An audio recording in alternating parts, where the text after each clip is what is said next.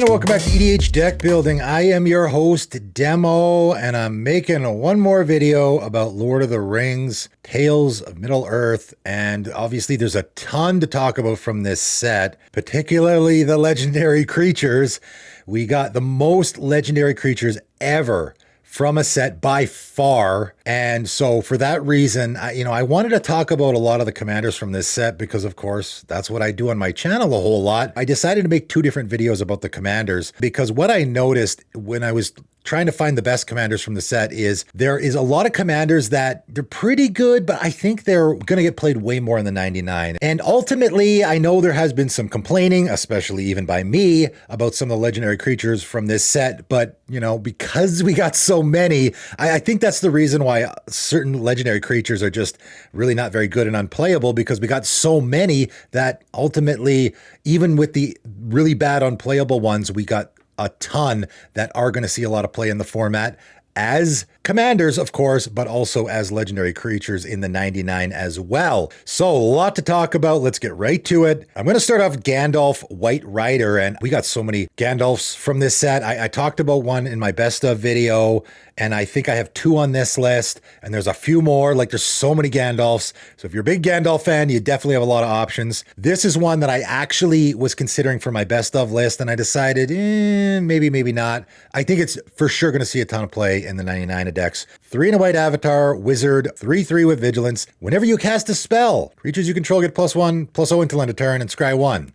I mean, whenever you cast a spell. Also has when Gandalf White Rider dies, you may put it into owner's library from the top. So again, that last ability is not great as a commander. I don't think I would ever do that. But as a 99 card, that's fine. You don't need this card to play your deck. So if it dies, it goes 5th from the top, you get it back in a few turns, that's fine. The fact that anytime you cast any spell, you get that bump means this card is going to go in a ton of decks where you just want to be pumping your creatures, right? Any go wide strategy, there's a lot of decks. Obviously, there's a ton of decks. Just I cast a spell. Doesn't matter if it's a creature, non-creature. This could get out of hand pretty quick. The Scry 1's nice too, but I think definitely a lot of decks that are doing the go wide, I want to be attacking with my creatures theme are certainly going to be using this card. It's going to be in the 99 of a lot of decks for sure. It's not bad as a commander, right? It is a decent commander as well. I just think it's way better in the 99. Next up, Farmer Cotton, X, green, and a white, halfling peasant 1/1. When Farmer Cotton enters the battlefield, create X, 1/1 white halfling creature tokens, and X food tokens.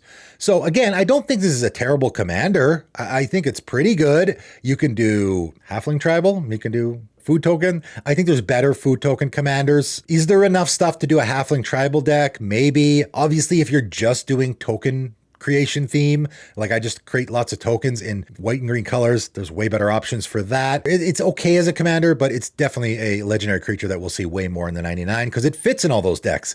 If I'm in that white-green deck that's doing foods, I'm going to want this guy. If I'm in that white-green deck that's doing tokens, whether it be token creatures or tokens in general, I'm going to want this guy. This guy's going to go in a lot of decks in the 99. Next up, Gwaihir, greatest of the eagles. Sure, I'm saying that wrong. 4 and a white bird noble 5/5 with flying. Whenever Gwaihir attacks, target attacking creature gains flying until end of turn. That's pretty good. That can fit in a lot of decks. However, more so where you're going to put this card is in this last ability. At the beginning of each end step, if you gain 3 or more life this turn, create a 3/3 white bird creature token with flying, and whenever this creature attacks, target attacking creature gains flying until end of turn. So, again, this is a pretty good commander. You can do a little bit of bird tribal here, a little bit of life gain. I'm giving my creatures flying. There's a lot of neat things you can do here.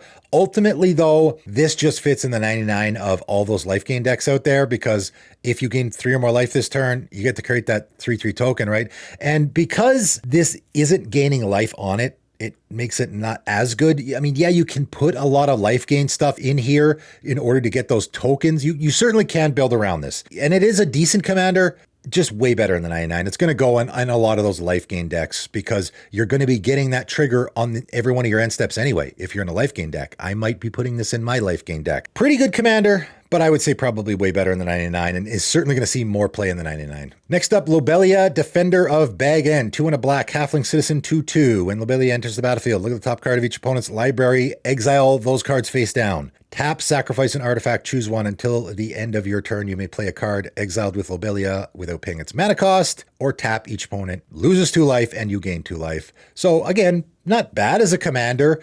I don't love if I have a commander that has an ETB, that's only just a one-shot, and I'm kind of really hoping to use that ability. You can't really use it that much. You can in mono black, because it doesn't blink very well, use the what I call slingshot effects, like supernatural stamina, where when my commander dies, now I can get it back, but then you have to have your commander die in order to do that. The sacrifice artifact theme in mono black is okay. Again, though, this is just going to see so much play in the 99 of decks where it's a way better fit. The most obvious one, I think, is Prosper. This just is a great card in a Prosper deck, because I am fitting both the things that Prosper is doing, where the sacrifice artifact fits really, really nicely because, of course, I'm creating those treasure tokens. For that reason, Lobelia is going to fit in a lot of the treasure token themes in black, because I can just sacrifice those treasure tokens to get some nice effect. Each opponent loses 2 life and you gain 2 life, obviously is great. But also, the Prosper deck in particular, I'm casting stuff from exile, right? Because you're going to play that card exiled with Lobelia, so you are playing a card from exile, so works extra good in those Prosper decks. So I think for sure we're going to see this a lot more in the 99. Next up, Lotho Corrupt Shirriff, white and a black, halfling rogue, 2/1. Whenever a player casts their second spell each turn, you lose 1 life and you create a treasure token. So it's okay. It's a repeatable way to create treasure tokens. Not a great one, I don't think. 2 things about this that I don't like as a commander. The payoff here is not great. I mean, you're just creating a treasure token. It's only going to trigger likely once a turn, and probably not even every turn. So there's not a lot there. Also, you're relying on your opponents a lot. You can obviously trigger this yourself by casting 2 spells on your turn, but the payoff, again, going through all that trouble just to create a treasure token doesn't seem great. Not a great build around. I don't think, as a commander, it's not a great build around. However, I think people will be playing this in the 99 decks quite a bit, because any card that's creating treasure tokens repeatedly is always going to see play in the format, because people love their treasure tokens. So it's for sure going to see play in the 99. Next up, the Gaffer, 2 and a white, legendary creature, halfling peasant, 2/3. At the beginning of your end step, if you gain 3 or more life this turn, draw a card. So again, yes, you can build around this. Having a commander that is drawing you a card is great, because then you don't really have to worry about card draw a lot. This is very comparable to Benny Brax. Even though your commander's not making tokens in the case of Benny Brax, or in the case of the Gaffer, it's not gaining you life, because you're getting the card draw off the gain life. It's very easy to build around that, where I can just put a whole bunch of life gain in this deck and easily trigger my commander, which is fine. And I think there will be a few people that do that. I think there are better life gain commanders for sure. Even just in mono white, I think there's better life gain commanders. And obviously, again, just like with the bird that is wanting you to gain life, this is a card that it just very easily slots into a lot of those decks. And again, I'm going to have a hard time trying to find room in my deck for these guys, because I might want to put both of them, because it's just giving you that card draw whenever you gain life. So if you're in that life gain deck, it's probably going to go in there. It's definitely a decent include for sure. Next up, the other Lobelia Sackville-Baggins, 2 and a black, halfling citizen, 2/3, flash and menace. When Lobelia Sackville-Baggins enters the battlefield, exile target creature card from an opponent's graveyard that was put there from the battlefield this turn. Then create X treasure tokens, where X is the exiled card's power. So just like I said with the other one, when I have a commander that has that one-shot ETB effect, chances are you're not going to be using it a whole lot. So for that reason, it doesn't make as a great build around as a commander. I talked about this in the spoiler video when I was going over this card as a commander. It can get a little difficult with trying to use this, especially because your commander's sitting in the command zone. You're waiting for it to flash it out to start using it. When are you going to use this? When are you going to pull the trigger? Are you going to wait for that creature that has at least a 3 power? Or, is that worth it? Maybe 4, maybe 5, right? You're probably going to want to wait a while before you pull the trigger on this card. And so for that reason, I don't love it as a commander, because your commander is just going to sit in the command zone for most of the game. So I like it better in the 99. I think it is a pretty good 99 commander. Again, works in all those treasure token themes, or just in general. It can become sort of a ritual effect, I guess, where it's sitting in my hand. My opponent happens to have a big creature go to the graveyard. I exile it, and it can be used as graveyard hate as well, where your opponent's about to reanimate. If I have this in my deck, happens to be in my opening hand, and you know what, I'm playing against a Marin deck, I'm going to wait for that moment. I'm going to save it in my hand until they try to reanimate their Shieldred or something. Then I'm going to flash it out, exile it, so I get a 2-for-1. I get a bunch of treasure tokens, and I get the Graveyard Hate as well.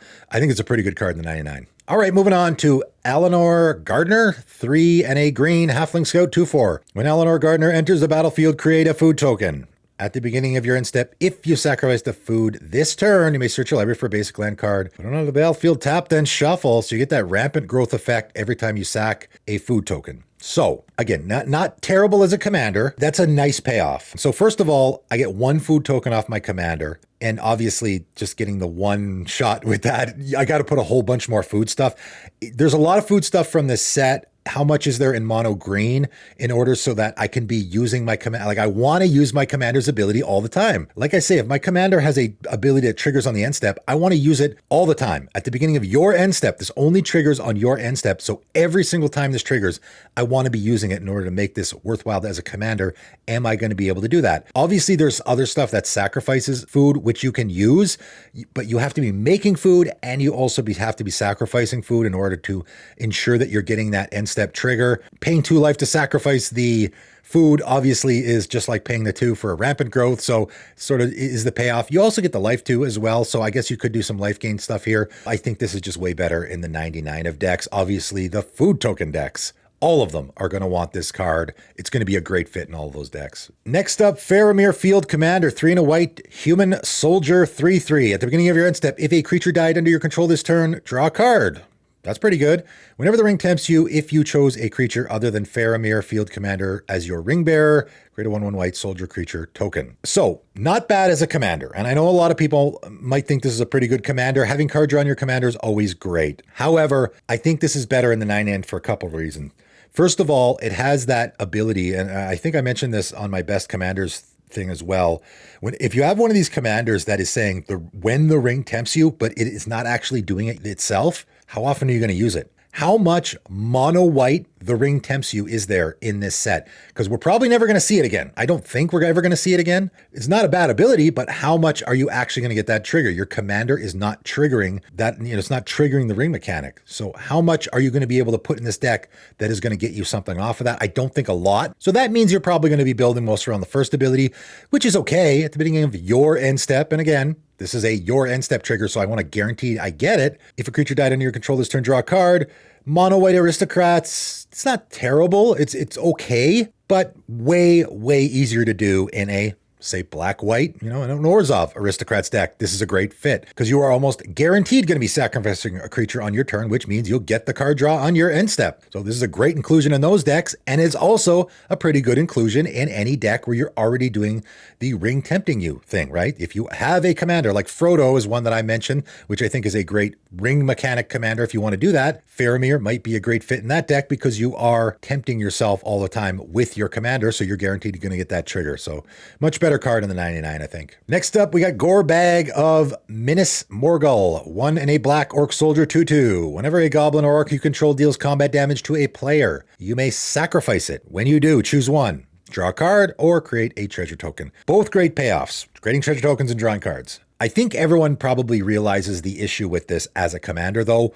Mono black, goblin or orc. Now, I will say, I have mentioned before, doing the off-color tribal theme can be an interesting build around. Doing goblins without red, orcs as well. Obviously, red is the main color for both goblins and orcs. There is quite a bit of support in this set, so you probably could make a decent goblin and or orc tribal deck with this commander. But obviously, I think it is just way better in a maybe Rakdos or, other combination of colors, because then you get red as well. It's just way better that way. The payoffs here are great. You get to draw a card or create a treasure token. Pretty good. Deal damage trigger. You have to sacrifice it, but that's not horrible. I think this just goes way better in the 99 of those decks, mostly because of the color it is. It's mono black. If this was a Rakdos commander, it would probably be a fantastic commander, but the fact that it's mono black means it's likely going to get played way more in the 99. All right, Rosie Cotton of South Lane, 2 and a white halfling peasant, 1/1. When Rosie Cotton of South Lane enters the battlefield, create a food.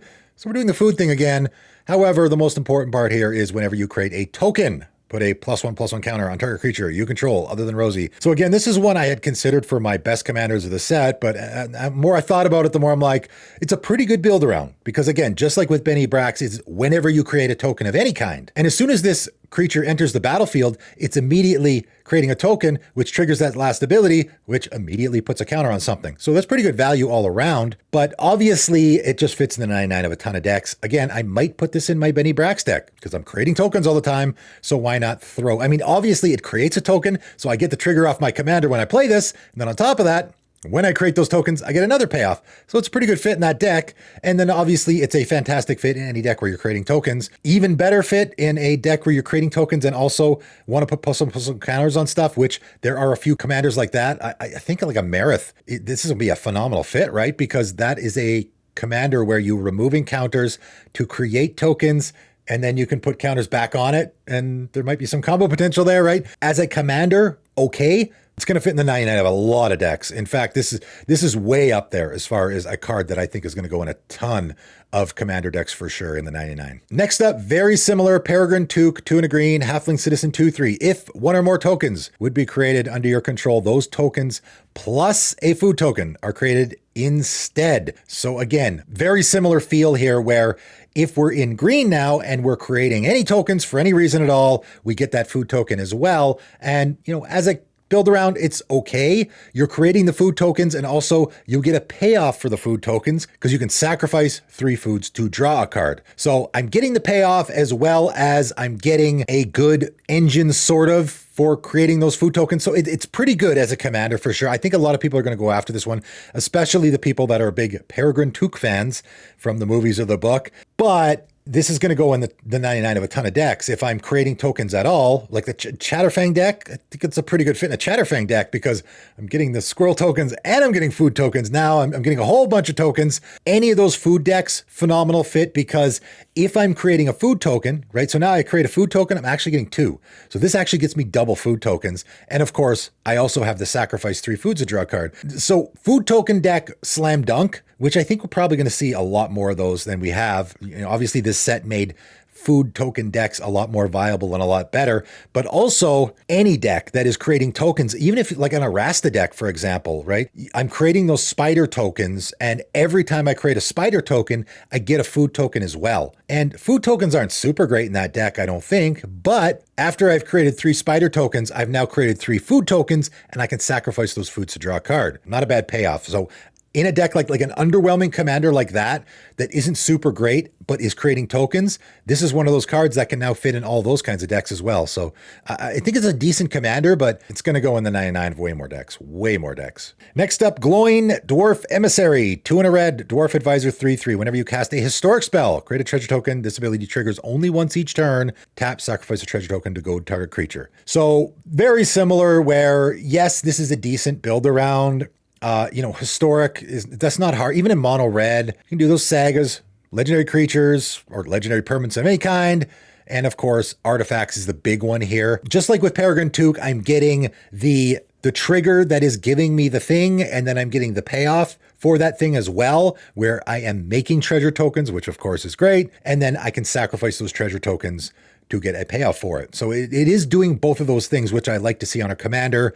But as I've mentioned already in this video and in other videos as well, anytime you see a legendary creature that is creating treasure tokens, or even a card that is creating treasure tokens, especially in mono red, it's just going to automatically slot into so many decks. So it's one of those cards that, you know, people are going to see and they're going to go, it creates treasure tokens whenever I do a thing, but also because it's giving you a use for the treasure tokens. So if I'm already in a deck that makes lots of treasure tokens, now I can use those treasure tokens again. In the Prosper deck, now I can use those treasure tokens to goad a creature. My opponent has a Blightsteel Colossus on board. They're never going to attack me with it because I can very easily create treasure tokens on my turn that I can then sacrifice, and you can do this at instant speed, sacrifice to goad that creature that I don't want attacking me. So pretty good as a commander, not bad for sure. Lots you could build around here, but it's going to see way more play in the 99 because of what it's doing for sure. Next up, Denethor, Ruling Steward, 1 white and a black human noble 2/4. At the beginning of your end step, if a creature died under your controller's turn, create a 1/1 white human soldier creature token, and you can pay 2, sacrifice another creature.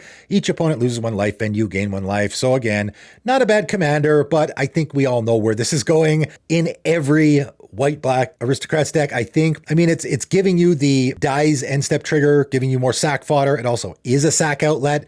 And it also is giving you that Blood Artist effect or Zulaport Cutthroat effect, which every Aristocrats deck wants. So it's doing it all at once. Now, is this a pretty good Aristocrats commander? Sure, I think it is. I think it's a decent Aristocrats commander. I think there's probably better ones, though. If you really like this character, maybe you have an Aristocrats deck and you can swap out that commander for this one. Yeah, I think it's going to see a decent amount of play, but way more in the 99. And also, I think it fits nicely into some of those human tribal decks as well, because it is a human, it's creating humans, and, you know, being able to sacrifice some of them for that effect as well. So I think it fits in all those Aristocrats decks and also fits in a lot of those human tribal decks as well. So for sure going to see a ton of play in the 99. Next up, we got Eowyn, Lady of Rohan, 2 and a white, human noble 2/4. At the beginning of combat on your turn, target creature gains your choice of first strike or vigilance until end of turn. If that creature is equipped, it gains first strike and vigilance until end of turn. And equip abilities you activate cost 1 less to activate. So again, we have so many mono white equipped commanders that are better than this, and then also the Boros ones that are way better than this. And again, as a commander, it's okay, but there's so much better options. And then also it fits in the 99 of all those decks for not just giving 1, but 2 abilities that help out in those equipment decks. So as a commander, it's okay. If you really like Eowyn, it's not a bad commander. Just doing mono white equipment though. So, way better in the 99 because obviously it's going to fit nicely into a lot of those decks. Next up, we got a Legolas, and I haven't talked about Legolas at all. I don't think on any of these videos. This is the first. I had to include at least one. There are a few versions. This one, Master Archer, 1 green elf archer, 1/4 with reach. Whenever you cast a spell that targets Legolas, Master Archer put a +1/+1 counter on Legolas. Whenever you cast a spell that targets a creature you don't control, Legolas deals damage equal to its power to up to 1 target creature. So as a build around, it's pretty interesting. Certainly, no question about it, but this fits in the 99 of a lot of decks, and I know it might not seem super obvious, but I think this is a phenomenal 99 fit in any deck where you are targeting your opponent's creatures, because if you're in any of those decks where I'm targeting my opponent's creatures a lot,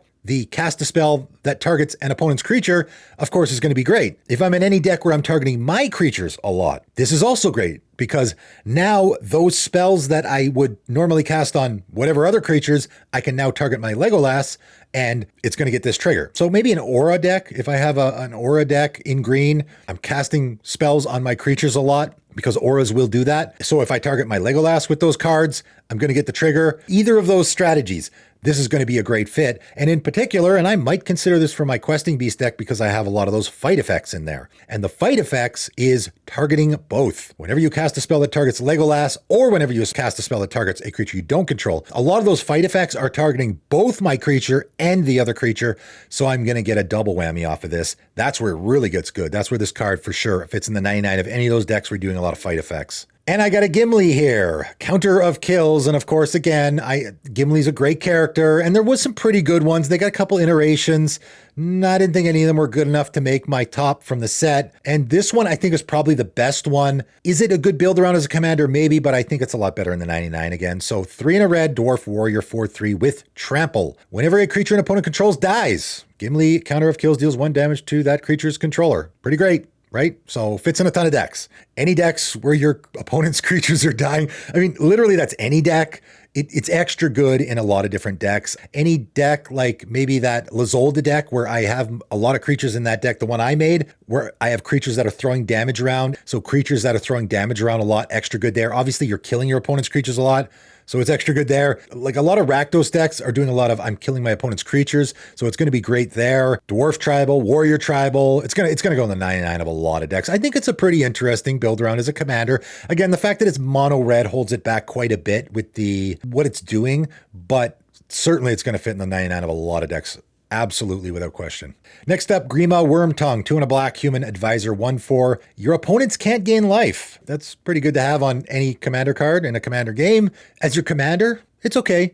You're certainly going to, again, if someone's in that life gain theme, you're now the arch enemy as far as they're concerned. So that can be a little bit of a bad thing sometimes. Sometimes those hate effects that don't allow your opponents to do things can be troublesome as a commander, right? And you would much rather have him in the 99. Also, tap, sacrifice another creature, target player loses 1 life if the sacrificed creature was legendary Amass Orcs too. So just a great 99 card. Again, you could build around this. You do the Amass Orcs thing a little bit in this deck. You could do the I'm sacrificing legendary creatures thing and maybe do mono black legendary creature tribal, I guess. Not super great. It's okay, but better in the 99, right? Because of course, again, like I said, the your opponents can't gain life thing, I think is maybe better in the 99 a lot of times. But the Aristocrats theme, again, is a perfect fit for a guy like this, where it's a great sack outlet. I'm getting that Blood Artist effect. I'm also getting sack fodder if I sacrifice a legendary creature. So just a lot of things that fit nicely into that theme and a lot of other themes as well. So pretty good commander, but better in the 99. Next up, Gilraen, Dúnedain Protector, 2 and a white human noble 2/3. Pay 2 and tap. Exile another target creature you control. You may return that card to the battlefield under its owner's control. May? That's weird wording, right? If you don't, at the beginning of your next end step, return that card to the battlefield under its owner's control with a vigilance counter on it and a lifelink counter on it. Very interesting commander, very interesting wording. It's a blink commander, obviously. You're exiling a creature you control. So it's going to be like a rune sort of deck, right? Where I'm putting a bunch of creatures in here. I want to blink. Of course, it's only in mono white. So I'm very much limiting myself. I think you could make a decent deck here in mono white for just blinking, because that's what your commander is doing. You're definitely going to be pigeonholed a little bit because you are in mono white. And so obviously for that reason, if I'm in any other color combination that has white, that is doing the blink strategy like that rune deck, fantastic fit, right? This is a backup for my commander. If I'm in that rune deck or any other blink strategies, quite a few blink commanders that are in white, that this is easily going to slot in the 99. And then also you have that really neat ability where you can blink it. You know, what I call blinking is you exile it and then it comes back on the end step. Flickering is what I refer to the ephemerate effect, where I exile it and immediately comes back. There's no space in between. And you can do both here, which is kind of neat. And if you wait till the end step, and of course the end step thing can be sometimes extra good because you avoid board wipes, right? If you flicker, it comes back right away and dies to the board wipe, which is already on the stack. But if my opponent casts a board wipe or I cast a board wipe, exile, and it comes back on the end step. And so, of course, it avoids the board wipe. It's already long gone. Another interesting way you can use this card, again, it seems obvious in the blink strategy, but I think it can go in a lot of decks to just use on your commander. Because like I said, it's a way to save your commander from a board wipe. I can exile my commander. It only comes back on the end step, and then I don't have to lose it to the board wipe. And when I do it that way, it comes back with a vigilance counter and a lifelink counter on it. So this might be a really nice include in some Voltron strategies as well. It's one of the reasons why I think it's way better in the 99, or it will be more popular in the 99. Because in a Voltron strategy, this is 2 mana, I save my commander from a board wipe, and when it enters the battlefield again, it has vigilance and lifelink as well. Not too shabby. All right, I got a few more left here. I know, long video, and the video I did about the best creatures was super long as well, because there's just so many legendary creatures, and I got to talk about at least a good chunk of them. I think I've talked about half the legendary creatures between these two videos combined, which is crazy when you think about it. Monstrosity of the Lake. 4 and a blue, Kraken 4/6. When Monstrosity of the Lake enters the battlefield, you may pay 5. If you do, tap all creatures your opponents control, then put a stun counter on each of those creatures. And also has island cycling too. So pretty interesting as a commander, but again, it should be very obvious why this is just a way better card in the 99. And of course, the first is it's got island cycling. So I can put this in any mono blue deck and just cycle it away. Island cycling, I go get a land, right? So any land cycling card is always going to be a possible include in a lot of decks, especially if you don't have green and you want to be go getting those lands. However, the ability is really where I think we want to be playing it in a different deck, and it makes it better than as a commander, right? Because of course, this is a 5 mana creature, and when it enters the battlefield, I have to pay 5 in order to get the effect. If I'm just casting it for 5, that's not very good. A 5 mana 4/6, not very good at all. If I can put it in play and pay the 5, now I get to tap down all my opponent's creatures and they don't untap during the next untap step. That's amazing. And if I'm in a proliferate deck, which is one of the situations where I think this is good, any deck, like an Atraxa deck, I'm proliferating every turn, which means I am tapping down all my opponent's creatures forever, because on my end step, I proliferate those stun counters. They remove 1, it still has 1, and they don't untap, and I can continue that process forever. So in a proliferate deck, this is going to be possibly I tap down my opponent's creatures forever. However, that's still 10 mana. That's a lot, right? Why I like this in the 99 of a deck, and again, proliferate deck's good, but a blink deck, again, is the strategy where I think this is really good because I can cast this for 5 mana and I don't pay the 5 because 10 mana all at once is a lot, but now I have a commander that is blinking, or maybe I have that Conjurer's Closet in my deck because I'm doing a lot of the blinking stuff. Now I can blink this guy on my end step, and then I have the mana open, right? I don't have 10 mana. I only got like 6 mana. Now I leave my mana open. I blink this guy. He comes into play, and then I can pay the 5 and tap down all my opponent's creatures and put the stun counters on them. And again, we're in that situation where I can repeatedly do this.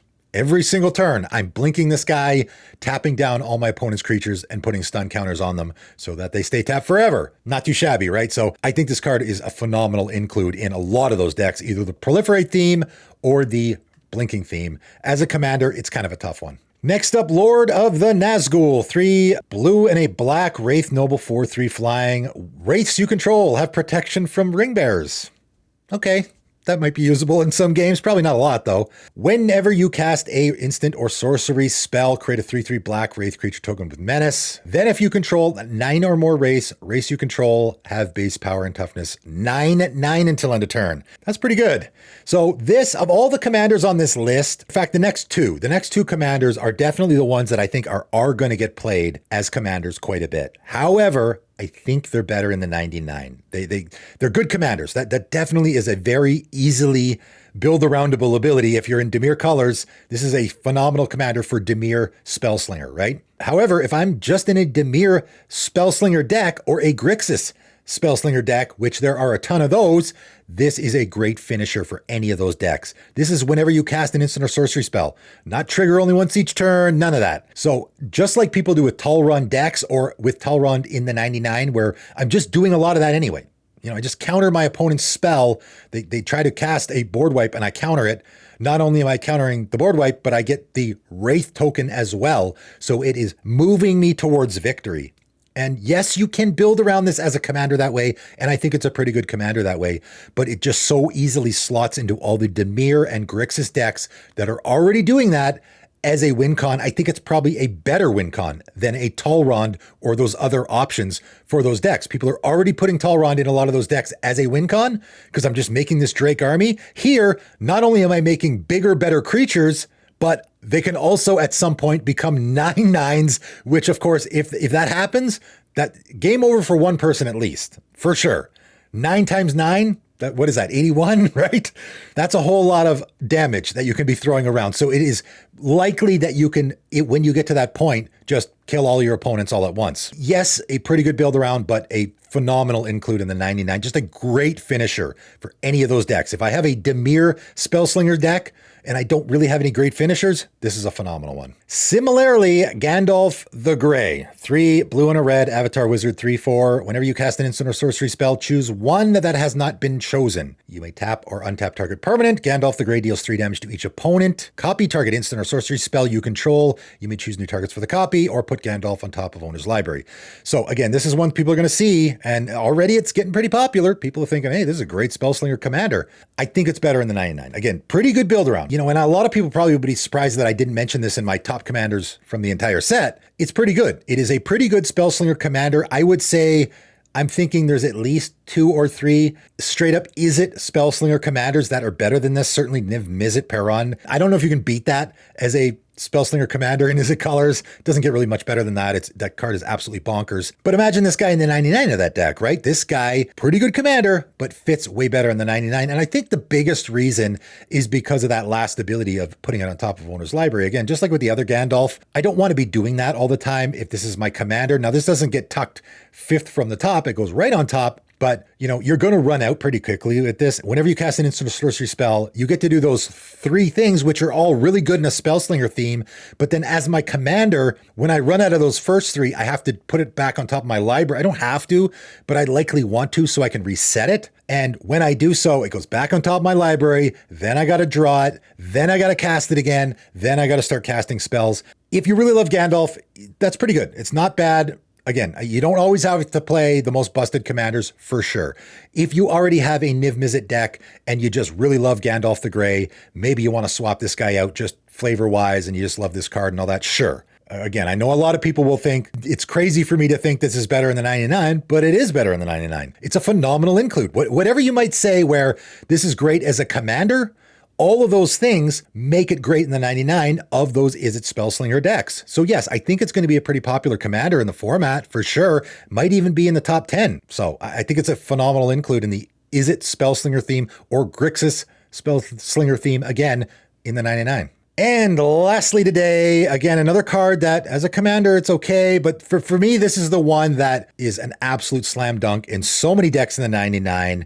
And, I will give comparisons to Lorien of the Third Path, which is a commander that, for the first time ever, I included a commander in the 99 from that set because as a commander, it's okay, but it's just goes in the 99 of it's an absolute commander staple in the 99. I would say the same is true for like Redain. Redain is another card that as a commander, it's okay, but because you're doing all of that stuff on the front, which fits in any commander deck, and then you're doing all the stuff on the back as well, which fits in any commander deck, that is a mono white legendary creature that can go in the 99 of any commander deck and be fantastic. And Boromir, Warden of the Tower, is another mono white legendary creature that as a commander, it's okay, but it can go in the 99 of any commander deck, and it's going to be great. 2 and a white, human soldier, 3/3 with vigilance. Whenever an opponent casts a spell, if no mana was spent to cast it, counter that spell. That's phenomenal, right? That's great in any commander deck. If my opponent casts a mana crypt, it gets countered. If my opponent just cheats the cost of casting a spell, which a lot of decks do, this is going to counter it. Good luck cheating stuff into play, right? So that's very usable, right? As a commander, you're not going to be building around that. It's just good to have in a commander game. Last ability, sacrifice Boromir, Warden of the Tower. Creatures you control gain indestructible until end of turn. The ring tempts you. So I don't know how many decks have Selfless Spirit. Of course, it's been a commander staple since forever. It used to be really expensive, in fact, because it was such a commander staple. Got used in other formats as well. I think it's come down quite a bit because they have finally reprinted it a few times. Having an ability stapled on your creature is going to be better because you can reuse it, works in the Aristocrats theme, Human Tribal, Soldier Tribal. Go down the list of all the decks that not only are both of these abilities phenomenal in a commander game, both of them are great. Just like with the Redain, I want these abilities, either one or both, in every commander game. On top of that, fits in the Human, Soldier Tribal, yada, yada, yada. Go down the list, right? I can recur this from my graveyard and use it again. Any deck that wants a Selfless Spirit, yes, Selfless Spirit is cheaper, but getting that a little added bonus as well might be great. And then on top of it, the ring tempts you. So any deck where I'm tempting myself with the ring, it fits in those as well. Like I said in the last video about the 99 cards, I didn't talk about the ring tempting you that much. If you don't have any other ring tempting you stuff at all. And again, this card I could easily put in a couple of my decks for sure. And I might. Getting the ring tempting you thing, it's okay. Not bad. If I put this in my Patron of the Kitsune deck, I can have the ring tempt me, make my commander the ring bearer, make my Patron of the Kitsune the ring bearer, which is pretty good because the first stage of that ring tempting you is it can't be blocked with creatures with greater power. And wouldn't you know it, my commander has a toughness greater than its power.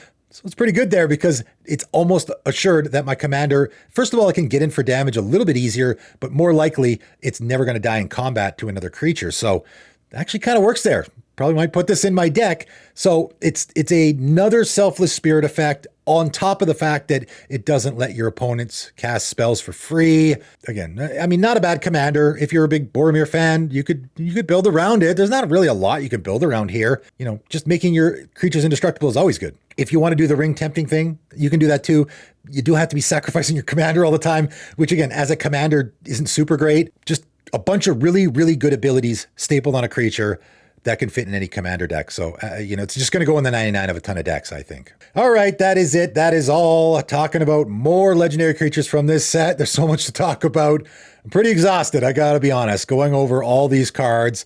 It's been a couple of weeks now of just constantly looking at all these cards and just so many cards from this set that are going to fit in the 99, whether they be commanders or otherwise. And then obviously we got a ton of great commanders as well. The most legendary creatures ever from a set. So, of course, I had to make more than one video, and I thought this was a good way to do it. I go over what I think are the best commanders from the set, and then a whole bunch of commanders that are going to be really, really great in the 99 as well. But also, again, just a lot of them are pretty good build-arounds too. Feel free to do so. I'm not trying to put you off of them if you're excited about building around them. I just think, okay, pretty good legendary creature as a build around as a commander, but way better in the 99 for a lot of decks as well. Let me know what you think in the comments below. That is it for today, though, and thanks for tuning in.